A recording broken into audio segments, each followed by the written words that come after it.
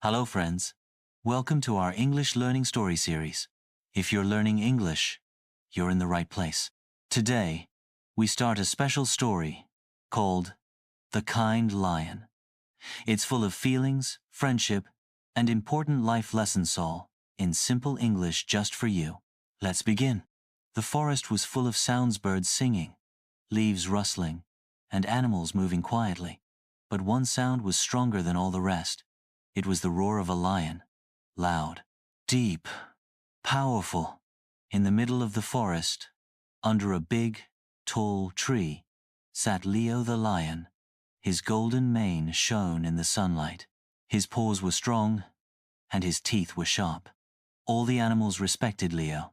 Some were afraid of him, but most knew that Leo was not a cruel king. He was kind and fair. Leo loved quiet mornings. He liked to lie under the tree, close his eyes, and listen to the wind. He enjoyed the peace.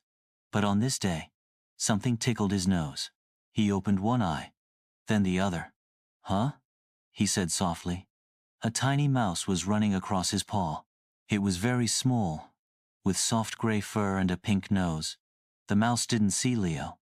It was in a hurry, carrying a piece of food in its mouth. Leo lifted his paw slowly and placed it in front of the mouse. The little creature stopped, frozen with fear. "Where are you going, little one?" Leo asked, his voice deep but gentle. I'm sorry, Your Majesty," the mouse said, shaking. "I didn't mean to bother you. Please don't eat me." Leo blinked and then let out a small laugh. "Eat you? No. I'm not hungry right now. And besides, you are too small to fill my big belly." The mouse gave a nervous smile. "Thank you. You're very kind." Leo looked at the mouse. "Next time, look where you're going. Running across a lion's paw is not a good idea." "Yes, of course, I promise. And one day, I'll help you too." Leo laughed again, louder this time. "You? Help me? That's funny. But all right, little friend, you may go." The mouse bowed and ran off, her heart still beating fast. As she disappeared into the grass, she looked back at the lion and whispered, "I will help you, big lion. One day, I will." Leo stretched and yawned. He smiled and thought, what a funny little mouse. But deep inside, something felt warm. He didn't know why, but helping the small mouse made him feel good. The forest was still again, peaceful. The wind returned, and Leo closed his eyes once more. The days passed slowly in the forest. Birds sang new songs. The sun rose early and stayed high. Everything felt calm. Leo the lion walked through the tall grass. His strong paws made soft thuds as he moved. He loved walking after a nap. It helped him think. But today, something felt strange. Leo stopped and sniffed the air. His nose twitched. He said. "What is that smell?" It was not the smell of flowers. It was not the smell of animals.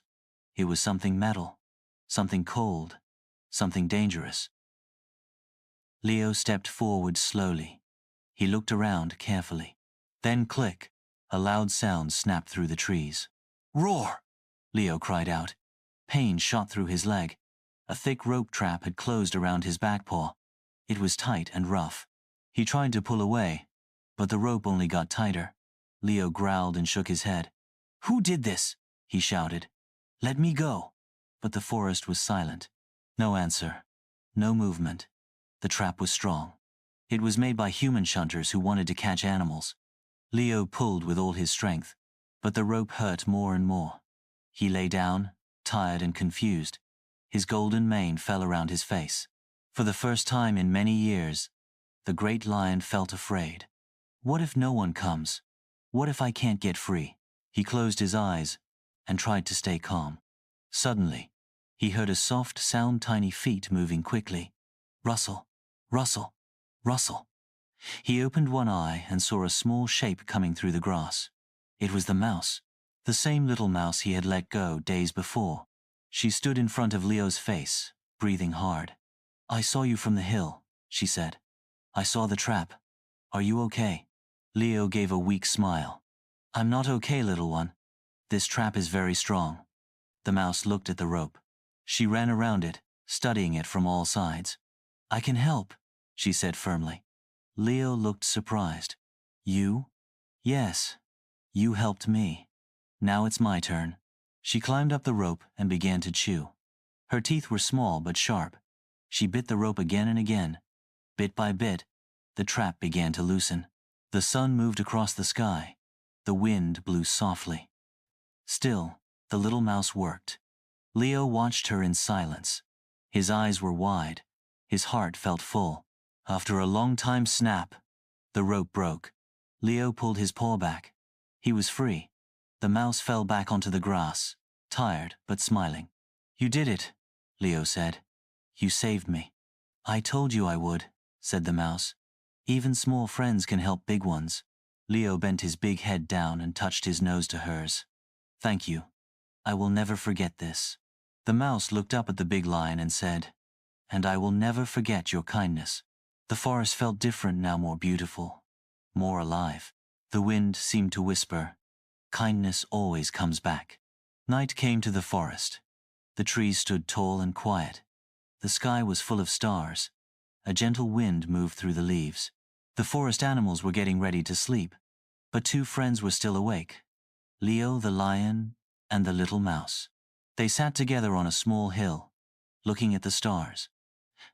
Leo's paw was sore, but not bleeding anymore. The mouse had made a soft bed of grass and helped clean the wound with water from a leaf. Thank you again, Leo said softly. If you hadn't come, I don't know what would have happened. The mouse smiled.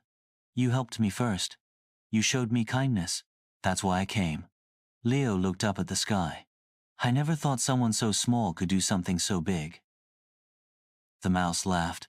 Sometimes the biggest hearts live in the smallest bodies. Leo turned to look at her. What is your name, little one? I never asked.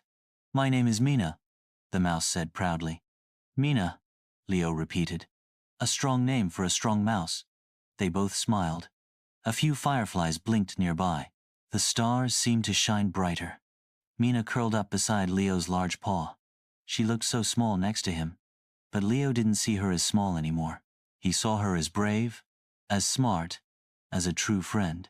You're not afraid of me anymore, Leo said, surprised. No, Mina said. Not anymore. You are strong, but also gentle. You are not just a king. You are kind. Leo felt something new in his heart. It was not just happiness. It was something deeper. It was respect. It was friendship. Let's make a promise, Leo said. What kind of promise? Asked Mina. A forever promise, Leo replied. No matter what happens, we will help each other. Big or small, strong or weak, we are friends. Mina stood up and touched her tiny paw to his big one. Yes, we are friends, always. The stars watched them from above. The forest was quiet. Everything felt safe. They sat there for a long time, side by side, a lion and a mouse. So different, yet so close. The wind whispered again, as if it knew their promise. Kindness is not about size. Kindness is about heart. The next morning, the forest woke up slowly. Sunlight touched the tops of the trees. Birds stretched their wings. Leaves danced in the wind. But something was different today. Something exciting was moving through the forest. It wasn't a sound or a smell, it was a story. The birds were the first to hear it. Then the squirrels, then the rabbits and the deer. Even the quiet owls blinked with surprise when they learned what had happened. Did you hear? Said a parrot. The lion was trapped. Yes, and a mouse saved him, said a squirrel. Impossible, said a fox. A mouse? Saving a lion? But it's true, said a deer. The lion told me himself. Animals gathered near the big tree where Leo often rested. They wanted to see him. They wanted to hear the story from the lion himself. Leo sat tall, his golden mane shining in the sun. Mina stood proudly on his shoulder. Her tiny ears twitched as she looked at the crowd. The forest was quiet.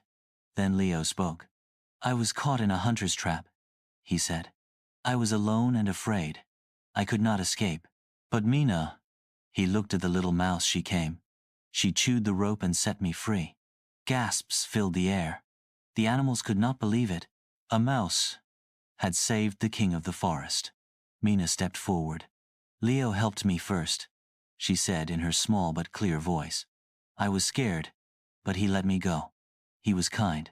That's why I helped him. The animals began to talk softly among themselves. A lion and a mouse? Friends? How can this be? But then, something special happened. A baby rabbit hopped forward. She looked up at Leo. I'm small, she said. Can I help someone too? Leo smiled gently. Yes, he said. No matter how small you are, you can do big things. Then a raccoon raised his paw. What if we all helped each other? He asked. What if we didn't care about size or strength? Mina's eyes sparkled. That would be a beautiful forest, she said. And just like that, the forest changed. The animals started talking in new ways. They shared food. They helped each other carry things. They listened more and judged less. The story of Leo and Mina became a legend, a lesson. A lion's roar could be strong, yes, but a mouse's heart could be stronger. And when they worked together, when any two hearts worked together, they could change the world around them. The forest, once filled with fear and silence, now echoed with laughter, trust, and friendship. For many days, the forest was full of peace. Animals helped each other. They shared their food, cleaned old nests, and even sang together at sunset. The story of Leo and Mina had touched every heart. But peace doesn't always last forever. One morning, a loud noise echoed through the trees. It was sharp and cold. Clang! Clang! The birds flew up, frightened. Deer ran through the grass. Even Leo stood up, ears high and alert. What was that? Mina asked, her voice trembling. Leo sniffed the air. His nose twitched. His eyes narrowed. Humans, he said. Hunters again. A young fox rushed into the clearing. They're building traps, he shouted. Big ones. I saw them near the river. The animals began to panic. Some ran in circles. Others hid behind trees. A few cried softly. Calm down. Leo roared, not in anger, but to be heard. We must stay calm. We need a plan. The animals looked at him, scared but hopeful. Leo turned to Mina. We can't fight them with claws or teeth, but maybe we can outsmart them. Mina nodded. We'll need to work together, all of us. Soon, the forest became busy. Not with fear, but with teamwork. The birds flew high and watched where the hunters were placing traps. The squirrels climbed trees and dropped leaves to cover the ropes. The rabbits dug small holes to trip the humans without hurting them. Even the smallest insects helped. Ants bit through strings. Bees buzzed loudly to scare the hunters. And Mina, brave and quick, led a team of mice. They chewed through trap ropes and left warning signs for the bigger animals. Leo watched proudly. He had never seen the forest so alive, so full of courage. By sunset, most of the traps were broken or useless.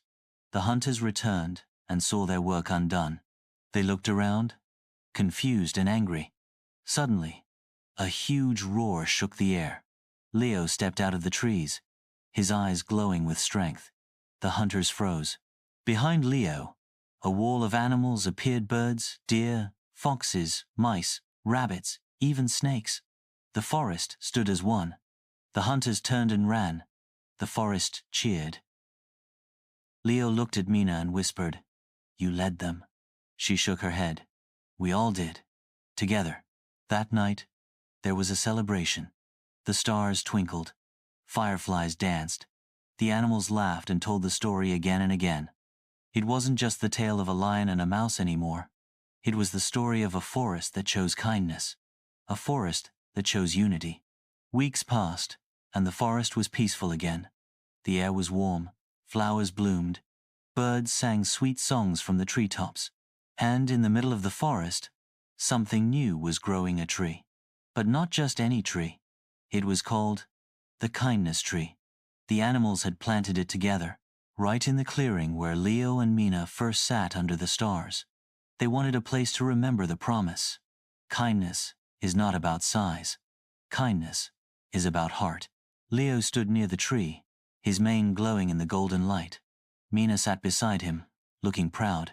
It's beautiful, Leo said. Mina smiled. It's more than a tree. It's a symbol. All around them, animals gathered. Some were young, hearing the story for the first time. Others had been there when it all began. Leo stepped forward and spoke.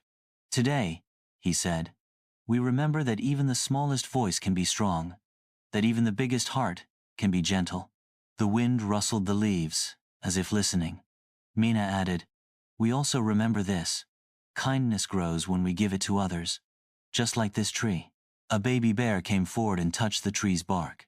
I want to be kind too, she said. You already are, Mina said gently. You came here. You listened. That's where kindness begins. The animals began to cheer softly. They brought gifts to the tree nuts, feathers, berries, and shiny stones, not because the tree needed them, but because sharing felt good.